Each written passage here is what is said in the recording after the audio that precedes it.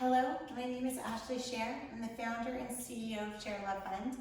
Today we have a 10-minute meditation for incarcerated women, and it's geared towards everyday mindfulness. So in earlier meditations, we've talked about the basics of how to meditate, finding a comfortable seated position, or that you can even do it as a walking meditation, pairing your footsteps with your breath.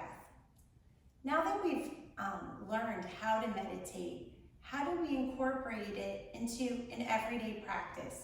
So it's just something like brushing the teeth or brushing your hair that sort of helps you feel clean and in control in a not big deal, everyday kind of manner. Let's talk a little bit about that. Meditation is a powerful way to ground your mindfulness practice and gain lasting insights that carry into daily life. However, you can't spend all day sitting and meditating. That can be a little annoying, right? When there's other aspects of life. Bringing mindfulness to your everyday activities and responsibilities can help you create a more present state of mind while you're doing other things. So the end goal isn't to get comfortable meditating all day. The end goal is to be able to use meditation as a tool to make those other experiences in your day a little bit more productive or meaningful or a little less stressful, or as a tool to sort of damage control so you don't overreact and get into trouble. We'll do an exercise today that will help you remain present with kindness and wisdom as you move through your day. The more you practice this, the easier it'll become. It takes patience and persistence to train the mind to not freak out and to really work for you. So at Share Love Fund, I'm not trying to impose any belief in you. I'm not trying to brainwash you. What I'm trying to do is give a tool that has made my life a little bit easier, has helped me personally control my temper, and as we practice this, we can get ahead of our emotions. I'm going to give you a minute to find a comfortable seated position and take a few breaths to settle in before I start the meditation.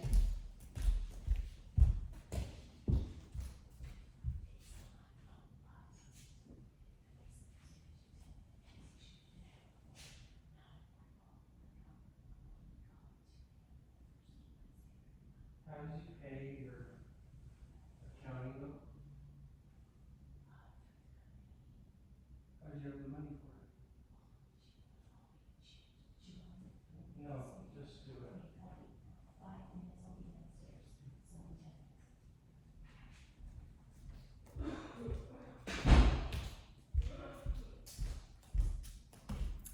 So this meditation is called the awareness trigger. One of the most difficult parts of practicing mindfulness is actually remembering to practice. So by setting a routine or schedule, that is a way to incorporate it into your day on autopilot. Everything has a good side and a bad side, and one of the things of being in a custodial situation is that generally there is a schedule. So you can use that framework, use that rigidity to sort of be your shelves. If a custodial situation has a rigid schedule, think about that as shelves made of steel and place your precious belongings on those shelves. Use that schedule to your advantage. So if meditation is something you want to achieve, then you can say, okay, well, every morning, this happens in the day, and I'm going to meditate before that, or I'm going to meditate in between these two things. And so instead of fighting what is already in the schedule that is that nobody asked you if you want to do it, they just said, you know, at this time you have to do this and that. Start placing the optional wants that you want into that schedule, and you can use the framework of the custodial situation to keep you on track to knock out those items that you want to achieve every day. So that is a way to use the system, the momentum of the system, to work for you. Left to your own devices, if you had a million options of what to do each day, you might not have time to meditate. But if you are in a situation where there's a schedule, then how great is that you can add in the things that you want to do into that schedule, and that existing framework will make it easier to stay on track and do the things that you want to do. So you can do this seated or standing, and we're just going to take a minute to breathe together. Inhale and exhale. Inhale and exhale. An awareness trigger can help you form a habit to meditate, and that's what we're going to talk about today. You can incorporate this in multiple points of your day, experiment with different triggers, and use different methods of mindfulness with this exercise. So let us begin. You might want to start this in the morning, but any time is okay. Pick one task that is likely to happen a few times in the day. For example, if you sit down to eat 3 times a day, then you know that that multiple times a day you will do that task. Pick one event or behavior and set a clear intention to use this event or behavior as a trigger to remind you to become aware or mindfulness in the day. Take a moment to connect with your goals and hopes for yourself, encouraging awareness during your day. Whenever you notice your trigger, pause and practice a few moments of mindfulness. You can do any of the exercises of a body scan that we learned, or putting a hand on your stomach to feel the rise and fall of your breath, to focus inward. How you meditate is really up to you, but the idea is that you might say, you know what, every time food is presented to me, I'm going to take a little moment to meditate. And this is just an example. You can, this is not like the right way or the wrong way, but I'm just giving an example. So for example, if I set my intention or my awareness trigger, as is the fancy word we're calling it, you set your awareness trigger to be when a meal is presented that is going to trigger or remind you to meditate. It could go something like this. When food is presented to me, I'm going to take 3 breaths. When my mind wanders, I'm going to bring it back to my breath just for 3 breaths.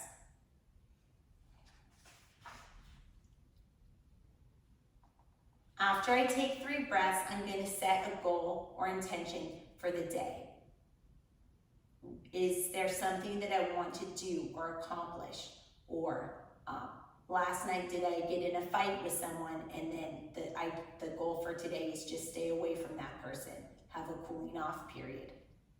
You know, is there any objective? If there's no objective, then that's okay too.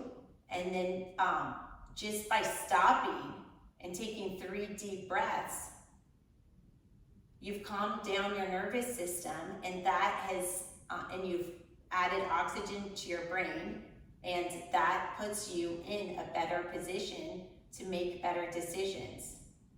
If you are doing this awareness trigger, if you're using food to sort of remind you to check in with yourself, to meditate. You can also be thankful. If you don't like the food you're served, then you can even be thankful that your taste buds work and that your brain works and that you know that you're eating something you don't like.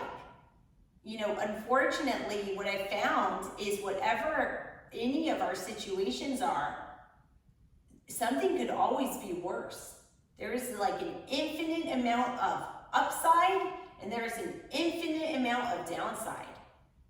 And love has no limits, and despair seems to also have no limits. So sometimes we just need to count our blessings where they may lie. I'm a little over time, but I'm just going to conclude with this. One of our board members, Jackie Wong, a beloved friend of mine, her mom has passed away of a horrible stomach cancer. I asked her mom what I should tell Jackie after she passes. What words does she want